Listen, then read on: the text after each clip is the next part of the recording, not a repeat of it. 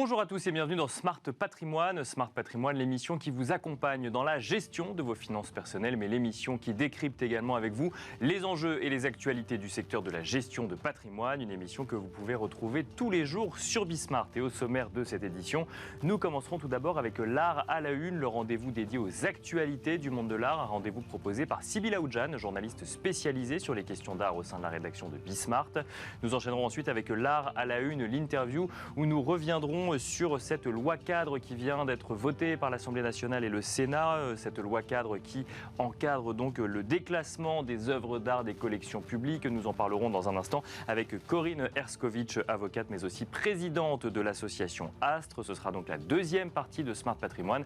Et enfin dans Enjeu Patrimoine, la troisième partie donc de l'émission, nous reviendrons sur la feuille de route du nouveau président de France Invest. France Invest, l'association des acteurs du capital investissement. Bertrand Rambaud sera dans un instant sur notre plateau donc pour nous détailler sa feuille de route, mais aussi les enjeux du marché du capital investissement à mi-année 2023. On se retrouve tout de suite sur le plateau de Smart Patrimoine. Et nous commençons tout de suite avec l'art à la une, le rendez-vous dédié aux actualités du monde de l'art, un rendez-vous hebdomadaire proposé par Sybille Aoudjan, journaliste spécialisée sur les questions d'art au sein de la rédaction de Bismart. Bonjour Sybille. Bonjour Nicolas. Bienvenue sur le plateau de Smart Patrimoine, ravi de vous retrouver. Que s'est-il passé Sybille dans le monde de l'art cette semaine? Alors les annonces ne s'arrêtent pas pour le groupe Drouot. D'abord, Alexandre Giquiello, qu'on a reçu sur ce plateau il y a quelques mois, a été réélu président de Drouot. Ensuite, ils ont fait les annonces du bilan du premier semestre en hausse par rapport à 2022. On y reviendra dans quelques instants. Et puis surtout, c'est l'annonce d'une prise de participation à hauteur de 30% au capital du groupe par deux fonds, Vesper Investissement et le groupe Chevrillon. Cette décision a été prise lors de l'Assemblée nationale, l'Assemblée générale des actionnaires qui a eu lieu le 6 juillet dernier. L'opération donnera au groupe plus de moyens pour accompagner les commissaires-priseurs. L'objectif est aussi de permettre le développement de l'hôtel des ventes Drouot, d'abord dynamiser la plateforme digitale et puis aussi étendre ses activités sur toute la chaîne de valeur des ventes aux enchères, donc du stockage à la livraison d'œuvres d'art. Des membres des fonds devraient prochainement intégrer le conseil d'administration du groupe. L'hôtel Drouot, Sybille, qui repose sur un modèle très particulier. Oui, alors l'hôtel Drouot est fondé en 1852 au cœur de Paris. L'hôtel figure parmi les plus anciennes institutions dédiées à cette activité. L'hôtel des ventes concentre en fait le plus grand nombre de vacations physiques dans un seul et même lieu. Le groupe vient de publier ses résultats du premier semestre. 74 maisons de vente sont intervenues à l'hôtel Drouot. Elles ont organisé à peu près 500 ventes pour un produit total de 338 millions d'euros. Les ventes en live et les ventes online comprises, c'est une augmentation de 14% par rapport à 2022. Et nous continuons avec les actualités dans le monde de l'art cette semaine. Paris Plus a dévoilé son programme Hors les murs, Sybille. Oui, alors c'est un programme public assez riche pour cette deuxième édition. En plus des galeries qui seront présentes dans le Grand Palais éphémère, plusieurs lieux de la ville seront investis avec deux nouveaux sites cette année, le Palais de l'Iéna et le Parvis de l'Institut de France. Le Palais de l'Iéna accueillera des œuvres in situ de Daniel Buren et Michelangelo Pistoletto sous le commissariat de l'historien d'art Mathieu Poirier et soutenu par la galerie Continua. Et le Parvis de l'Institut de France recevra la sculpture textile monumentale de Sheila X, représentée par la galerie Franck Elbaz. Et alors si on continue avec Paris Plus, toujours, qu'en est-il des lieux habituels, Sybille ? Alors au Jardin des Tuileries, ce seront 25 artistes qui seront présentés autour d'une exposition titrée La 5e saison. Elle a été imaginée par Annabelle Ténez, actuellement directrice des abattoirs, mais qui sera ensuite directrice du Louvre-Lens. L'exposition est pensée pour que les œuvres prennent corps avec le jardin et son habitat. Ensuite, il y aura une installation multimédia de Jessica Warboys, présentée par Gaudel des Stampas à la Chapelle des Petits Augustins aux Beaux-Arts de Paris. Une sculpture Wave sera présentée, une sculpture monumentale en aluminium d'Ours Fischer, exposée place Vendôme. Et aussi, autre nouveauté, le programme Conversation aura lieu cette fois-ci au Centre Pompidou. Pour rappel, Paris Plus Parade Basel aura lieu au Grand Palais éphémère du 20 octobre au 22 octobre 2023 pour l'ouverture publique. Actualité dans le monde de l'art, toujours, l'Observatoire du marché de l'art à présent pourrait être relancé, Sybille. Oui, alors l'Institut Art et Droit a lancé un appel pour réactiver l'Observatoire du marché de l'art. Alors, Art et Droit, c'est une association qui a été créée en 1996, qui a pour objectif de créer des lieux d'échange professionnels autour de sujets juridiques et fiscaux liés au monde de l'art. Et cette association a remarqué, pour eux, il faudrait rétablir des échanges entre les organisations professionnelles du marché de l'art et les pouvoirs publics. Et donc, la demande a été transmise au ministère de la Culture. Le cabinet du ministère a d'ailleurs répondu. L'Observatoire du marché de l'art sera très prochainement rétabli et le service des musées de France organisera une première réunion dès le mois de septembre 2023. Un mot peut-être pour rappel, pourquoi l'Observatoire du marché de l'art n'était plus actif? Alors l'instance a été suspendue tout simplement pendant le Covid, mais ce n'a pas été rétabli depuis. Pourtant, ça a été créé en 90. L'Observatoire du marché de l'art réunissait à la fois les représentants des principales organisations du marché de l'art et le représentant de l'État concernant ce secteur. Et il s'organisait autour de différentes réunions régulières chaque année et avait pour mission d'améliorer la connaissance du marché de l'art et surtout d'examiner les données économiques du secteur notamment. Merci Sybille pour les actualités du monde de l'art cette semaine. Nous avons à présent le plaisir de recevoir ensemble sur le plateau de Smart Patrimoine Corinne Herskovitch. Bonjour Corinne Herskovitch. Bonjour. Bienvenue sur le plateau de Smart Patrimoine. Vous êtes avocate et présidente de l'association Astre. Nous avons déjà eu l'occasion d'échanger sur ce plateau sur des sujets notamment de recherche ou d'enquête sur la provenance des œuvres qui peuvent parfois mener à des restitutions, notamment lorsque les œuvres ont été spoliées dans différentes guerres et notamment lors de la Seconde Guerre mondiale par les nazis. Une loi cadre vient d'encadrer un petit peu ces sujets, si je puis dire, en France. Une loi cadre adoptée par l'Assemblée nationale et le Sénat en matière de déclassement des œuvres des collections publiques. Est-ce que vous pouvez nous expliquer un petit peu ce que va apporter, ce que va permettre cette loi cadre ? Comme vous le rappeliez, les œuvres spoliées pendant la Deuxième Guerre mondiale, c'est-à-dire pillées par les nazis, arianisées par le gouvernement du maréchal Pétain, enfin tout ce qui avait été appréhendé pendant la Deuxième Guerre mondiale, est revenu un peu sur le devant de la scène depuis la fin des années 90. Des œuvres ont été revendiquées par des ayants droit, restituées. Mais en France, un problème se posait, c'est que lorsque une œuvre spoliée est propriété d'une collection publique, elle ne pouvait pas être restituée sans une loi spécifique, parce que les œuvres des collections publiques sont inaliénables, c'est-à-dire qu'elles ne peuvent pas sortir des collections sans y être autorisées par une loi. Une loi spécifique pour chaque œuvre à chaque fois. Une loi spécifique pour chaque œuvre qui s'avérait restituable. Et donc, depuis déjà plusieurs années, le ministère de la Culture réfléchissait à une loi cadre qui permettrait de ne pas mettre à mal ce principe de l'inaliénabilité qui est très important pour la protection des œuvres des collections nationales, mais pour éviter tout de même d'avoir à chaque fois à promulguer une loi spécifique pour la restitution d'une œuvre. Et donc, cette loi cadre a pour objet d'encadrer justement le déclassement, c'est-à-dire la sortie des œuvres des collections nationales, dès lors qu'une œuvre est considérée comme devant être restituée. Et maintenant, donc elle a été votée par l'Assemblée nationale et le Sénat. Qu'est-ce qui reste à faire pour que vraiment elle soit effective ? Le gouvernement doit la promulguer, et donc ce qui devrait arriver incessamment sous peu, puisque ce qui est assez remarquable, le Sénat comme l'Assemblée nationale ont voté ce projet de loi à l'unanimité. Et maintenant, qu'est-ce qui resterait à faire ? Est-ce que cette loi apporte les détails nécessaires pour vraiment encadrer tout le sujet des restitutions ? Oui, enfin, pas tout le sujet des restitutions. Uniquement, encore une fois, c'est une loi cadre qui va permettre de déclasser, alors pour l'instant, les œuvres spoliées pendant la Deuxième Guerre mondiale, mais l'idée est de faire appliquer cette loi cadre pour les 3 domaines qui aujourd'hui apparaissent comme devant être réformés justement en termes de déclassement, c'est-à-dire les œuvres spoliées pendant la Deuxième Guerre mondiale, les restes humains. On se souvient peut-être de cette jurisprudence de Sarja Barjin, qui était cette femme importée, c'est affreux de le dire comme ça, mais c'est réellement ce qui s'est passé, une femme qui a été importée d'Afrique du Sud pour être exposée dans des foires au XIXe siècle parce qu'elle présentait des caractéristiques physiques particulières. Et puis elle a été gardée par le musée d'histoire naturelle pendant des années. Et sa tribu d'Afrique du Sud, sa communauté d'Afrique du Sud a réclamé son squelette, enfin ses restes humains. Et il a fallu une loi particulière, puisqu'elle faisait partie de la collection du Muséum d'histoire naturelle.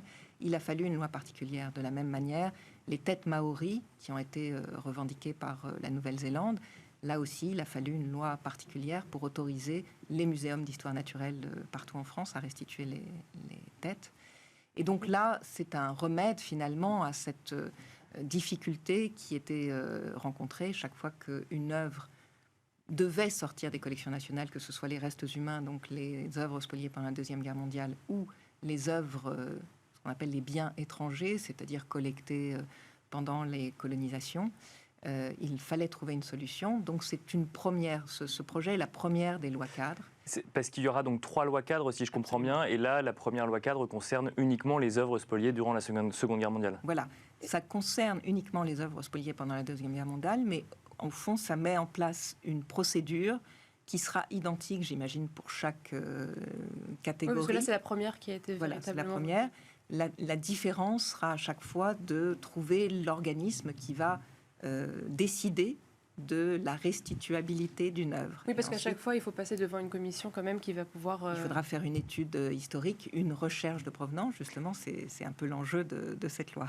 Et alors justement, est-ce qu'aujourd'hui, on a dans les collections publiques des œuvres dont la recherche de provenance a établi que dès que la loi sera promulguée, il faudra les sortir des collections publiques? Alors, je vous avoue que je ne suis pas encore dans le secret des dieux, mais j'imagine qu'il y a déjà des œuvres qui sont identifiées. Est-ce qu'on sait à peu près combien il y aurait d'œuvres qui seraient possibles? Probablement. Oui.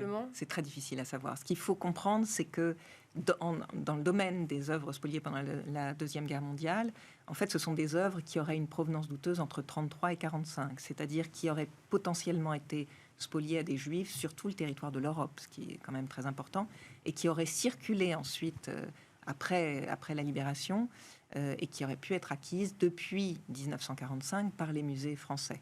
Donc potentiellement, ça peut être beaucoup de numéros d'inventaire. Pour les restes humains, c'est là aussi, il faudrait faire un inventaire, mais il y a beaucoup de restes humains qui sont conservés dans les muséums d'histoire naturelle en France. Et puis sur les collectes coloniales, là aussi, quand on sait que le musée du Quai Branly regroupe à peu près 400 000 numéros d'inventaire, on imagine qu'il y aura beaucoup de travail. Et vous, en tant qu'avocate, quel est votre rôle en fait? C'est des ayants droit qui se tournent vers vous pour les aider à faire tout le cheminement? Absolument, ce sont des ayants droit ou des ayants droit ou des personnes qui sont directement concernées, qui sont confrontés à un peu un mur, savoir comment retrouver les preuves, parce qu'il faut quand même démontrer, avoir des preuves de, premièrement, la spoliation, deuxièmement, la propriété. Il faut que la personne qui revendique puisse démontrer qu'il est propriétaire ou qu'il a été propriétaire de l'œuvre. Donc il y a un enjeu historique et en histoire de l'art, recueillir toutes les preuves, c'est-à-dire les documents d'archives, faire ce qu'on appelle la recherche de provenance de l'œuvre, la traçabilité de l'œuvre. C'est à vous de faire ça, même en tant qu'avocat? Non, moi je fais appel, j'en ai fait, j'ai été confrontée, j'en ai fait de manière empirique, puisqu'il y a eu un moment où il n'y avait pas vraiment de chercheurs de provenance dans ce domaine-là. Et puis, je me suis rendu compte que c'était quelque chose qu'il fallait faire de manière très professionnelle, que c'est une discipline en soi qui est au croisement de l'histoire de l'art, du droit, de l'anthropologie, de l'archivistique. Et donc, petit à petit, se sont mises en place des formations, notamment très récemment une formation à l'Université de Nanterre, à l'École du Louvre. Et donc, c'est un métier en devenir. Les gens commencent à se former à ce métier. Donc, il y a la recherche de provenance pour recueillir les preuves de la traçabilité de l'œuvre. Et puis ensuite, il faut pouvoir revendiquer. Et là, il y a une procédure. Comment se passe cette procédure, justement, quand... Vers qui on se tourne, déjà, tout voilà, bêtement. Justement, c'est là que éventuellement j'interviens pour prendre contact avec l'institution muséale qui conserve l'œuvre, apporter non seulement les preuves de la traçabilité et de la propriété, mais également des raisons pour lesquelles cette œuvre devrait être restituée. Donc il y a des critères, il y a tout un tas de raisons historiques et juridiques. Et puis ensuite, si l'institution si la négociation n'aboutit pas, saisir éventuellement les tribunaux pour revendiquer et faire condamner l'institution à restituer. Et comment faire pour que les œuvres, favoriser l'identification de ces œuvres? Est-ce qu'il faut vraiment faire de la pédagogie auprès des ayants droit, parce que peut-être qu'ils ne sont même pas au courant qu'ils ont des œuvres qui ont été spoliées dans leur famille? Je pense qu'il faut pousser tous les intervenants du marché, tous les intervenants de la circulation des biens culturels à travailler de plus en plus sur cette recherche de provenance pour que la transparence se fasse.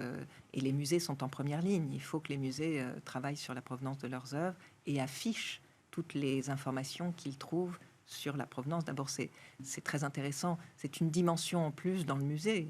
Jusque-là, on s'intéressait à l'histoire de l'art, on s'intéressait à l'esthétique de l'œuvre, mais s'intéresser à sa traçabilité dans l'histoire, c'est très intéressant aussi. Très rapidement, avant de conclure, pour que ce soit clair, la charge de la preuve est aux ayants droit déclarés, c'est-à-dire qu'il ne suffit pas qu'il y ait un doute dans la traçabilité de la provenance de l'œuvre pour potentiellement estimer qu'elle n'a plus sa place dans une collection publique. Il faut qu'on puisse prouver qu'elle a appartenu à un moment quand même à la famille qui réclame l'œuvre. Alors, ce qui est très compliqué, c'est que le temps a passé. Si on ne parle que des œuvres spoliées pendant la Deuxième Guerre mondiale, 1945-2023, on est déjà 80 ans plus tard.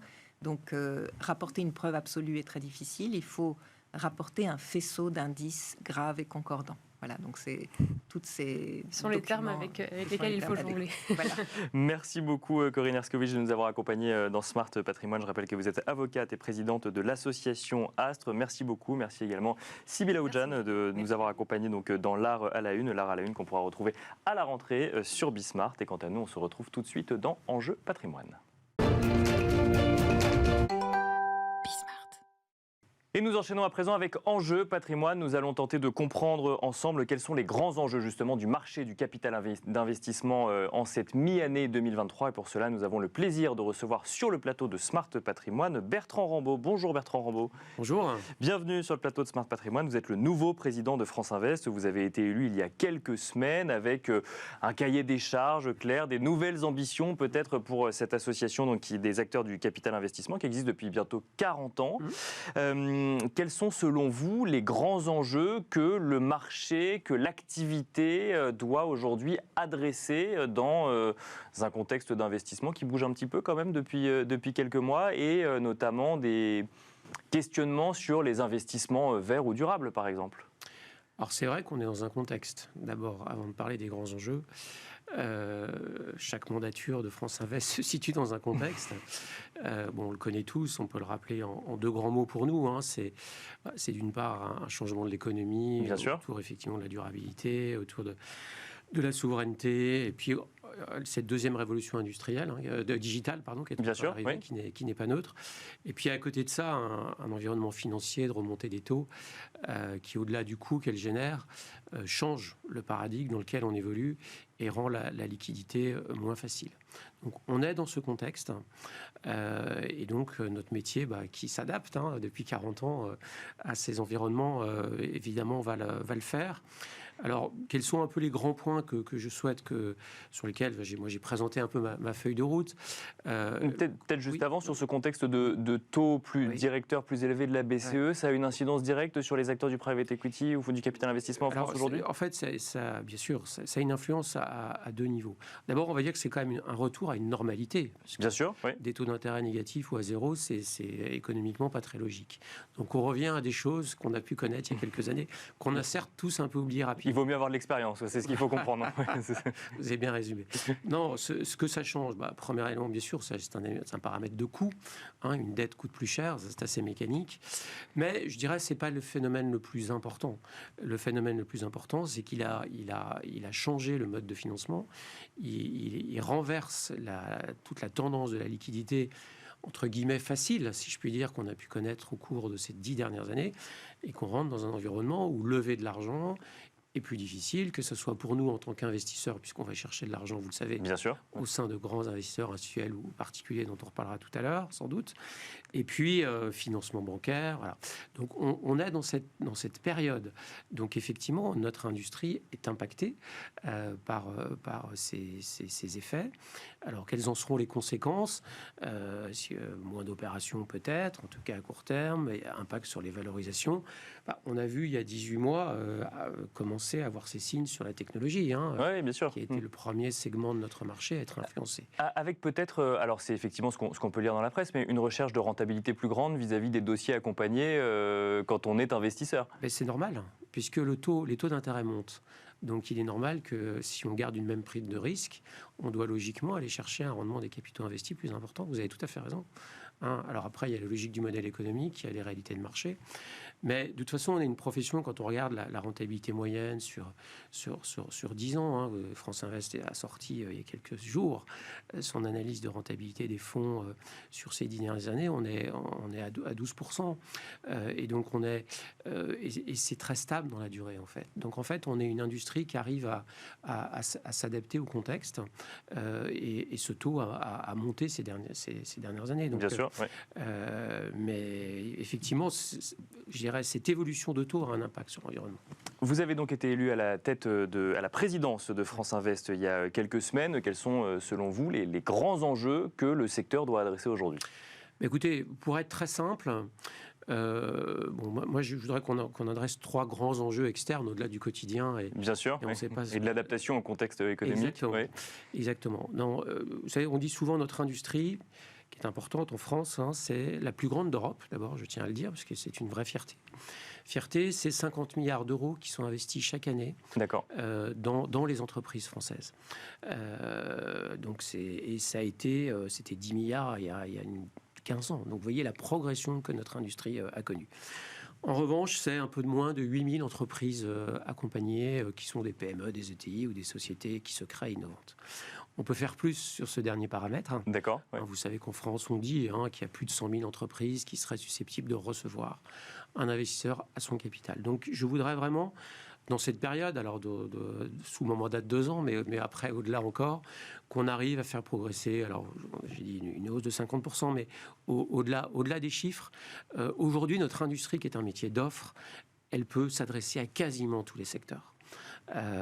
Et pour les aider à croître, à se développer, à se transformer. Bien sûr. Voilà. Donc c'est un axe pour moi qui est tout à fait important. Donc on va mettre en place un certain nombre de mesures, mais ça ne va pas arriver tout seul, pour arriver à être encore plus présent à travers ce métier qui se fait dans les territoires. Qui se fait beaucoup dans les territoires. C'est des mesures quoi, de pédagogie, parce que ces dirigeants-là n'ont pas le réflexe du capital investissement aujourd'hui, de compréhension peut-être Oui, alors c'est tout à fait ça. Il y a de la pédagogie, il y a de la communication, il y a faire parler les dirigeants qu'on accompagne. D'accord. Ce sont quand même nos meilleurs prescripteurs, comme toujours, et en général, ils ont plutôt des bonnes choses à raconter. C'est aussi, je l'ai dit, métier d'offre, donc avoir de nouveaux outils. Je prends l'exemple des obligations relance, qui nous ont permis d'aller dans des entreprises qui n'étaient pas ouvertes à notre profession. Bien sûr. Voilà. Et puis qu'on a maintenant de plus en plus de fonds sectoriels, donc qui nous permettent d'adresser des secteurs qui n'étaient pas couverts. Voilà, donc c'est tout un travail, et beaucoup dans les territoires, parce qu'on le sait, la France est quand même un pays qui est très riche d'entreprises de partout en France, et il faut aller les chercher. C'est une grande force de notre métier, qui a une couverture extrêmement large sur le plan national. Le deuxième axe qui m'intéresse, qui nous intéresse, et vous avez fait allusion dans votre introduction, c'est l'industrie verte. Avec la durabilité, je pense qu'on a un enjeu très fort, évidemment, de financer l'industrie. Aujourd'hui, l'industrie, chez nous, dans le capital investissement français, c'est à peu près 20% de nos investissements. D'accord. C'est bien, mais on peut faire mieux. On peut construire des champions européens, des champions mondiaux, et on en a. Il y a des savoir-faire industriels exceptionnels dans ce pays. Et puis, il y a un sujet de souveraineté qu'on connaît tous. Pour autant, vous parlez d'industrie verte, donc ça veut dire que les critères d'investissement ne sont pas les mêmes. Exactement. Et donc, ça veut dire qu'autour de ça, c'est la décarbonation. Bon, il y a beaucoup de chiffres qui circulent aujourd'hui sur la décarbonation, des sommes absolument colossales qui peuvent donner le vertige. Moi, j'en retiens 1-2% du PIB en 2030, ce qui est colossal. Et qui va financer ça ? La dette, pas beaucoup. L'État, plus d'argent.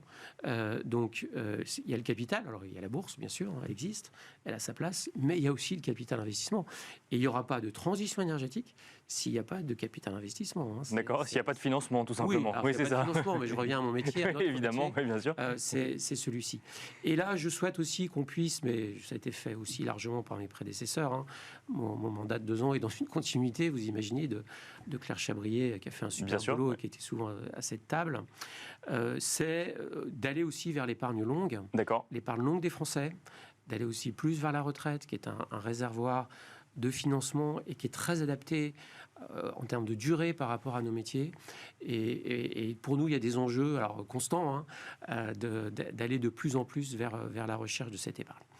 Voilà. Et le troisième point, toujours sur un peu l'extérieur de notre métier, bon, on parle beaucoup de ESG, évidemment, Bien ou sûr, d'ESR, à très juste titre. France Invest a fait énormément de choses dans ces domaines et va continuer sur son chemin en essayant d'oublier aucune entreprise, parce que moi, je n'aime pas du tout le dogmatisme de l'ESG. J'aime un ESG qui embarque. D'accord. Il faut embarquer Quels que soient les secteurs, quelles que soient les industries. Mais il faut les embarquer et les aider à se transformer. Si elles ne veulent pas, il ne faut pas les financer. Mais si elles ont envie, il faut les aider. C'est notre métier, c'est notre rôle. Voilà, on a un accélérateur, nous, le capital investissement. Et il y a un point, alors je m'extrais 2 instants de la décarbonation, mais qui est très important pour France Invest et que moi je souhaite vraiment porter, c'est le partage de la valeur. Ouais. Bon, vous le savez, des mesures ont été prises très récemment, mais et France Invest a signé une charte sur cette thématique. Mais moi je voudrais qu'on aille encore plus loin. D'accord. Tous mes prédécesseurs ont monté des marches, donc il faut bien que j'en monte une moi aussi. Et je voudrais vraiment qu'on aille plus loin sur l'actionnariat salarié. Parce que je crois que c'est très important, parce qu'on a vu qu'aujourd'hui l'entreprise était quand même beaucoup plus reconnue, et heureusement, bien sûr, dans la vie sociétale. Et je crois que c'est magnifique de pouvoir associer des personnes à une aventure entrepreneuriale. Mais alors, je prends l'exemple de la Redoute. bien on sûr, a tous suivi ça en début d'année. C'est super. C'est ce qu'on doit faire. Mais comment un fonds d'investissement, un fonds de capital investissement peut-il s'engager pour l'actionnariat salarié au sein des entreprises qu'il finance? Il peut s'engager à tout faire pour le mettre en place. Après, on sait tous, dans une opération, il y a un actionnaire, il y a des conseils, il y a une famille peut-être, il y a un investisseur. Donc, on ne fait que gérer des cas particuliers. Mais si on ne porte pas cette parole, qui va la porter? Et c'est en la portant, en étant convaincu que c'est nécessaire. Et vous savez, moi, juste avant de prendre la présidence, j'ai eu l'occasion de parler avec beaucoup de mes confrères. Bien sûr. Et je sens qu'aujourd'hui, il y a une vraie écoute, bien sûr, mais une vraie volonté surtout d'avancer dans cette voie-là. Et donc, il faut y aller. Bon, c'est tout ce qui se passe dans le climat social français. C'est pas nous qui allons le résoudre. Mais si chacun, on ne met pas notre petite pierre là aussi à l'édifice, ça ne marchera pas. Et nous, on a une vraie responsabilité là. Donc, au-delà de la parenthèse partage de la valeur, le troisième grand enjeu, c'était la décarbonation. C'est ce qu'il faut comprendre? Oui, sur l'industrie. Sur l'industrie. Oui, la décarbonation, je pense qu'aujourd'hui, si vous voulez, en 2 mots là-dessus, en 2 mots, c'est un sujet majeur. Bien sûr, oui. Mais les investisseurs, maintenant, s'engagent sur des plans de décarbonation avec des critères qui sont suivis chaque année. C'est ce que nous demandent nos investisseurs, c'est ce qu'on demande aux entreprises. Et c'est ce qui va déterminer des critères de performance. Et voilà. Et donc, il y a le côté du financement qu'on assure. Bien sûr. Mais il y aura aussi tout l'accompagnement. Parce que vous le savez, notre métier a beaucoup évolué ces dernières années et n'est pas que financier, loin de là. C'est le paramètre de départ. Mais il y a tout ce qui est autour. Merci beaucoup Bertrand Rambaud d'être venu sur le plateau de Smart Patrimoine. Je rappelle que vous êtes président de France Invest. Merci beaucoup. Merci beaucoup à vous. Merci à vous de nous avoir suivis. Smart Patrimoine s'arrête pour l'été et on se retrouve en septembre avec plein de nouveaux sujets à traiter ensemble. À très vite.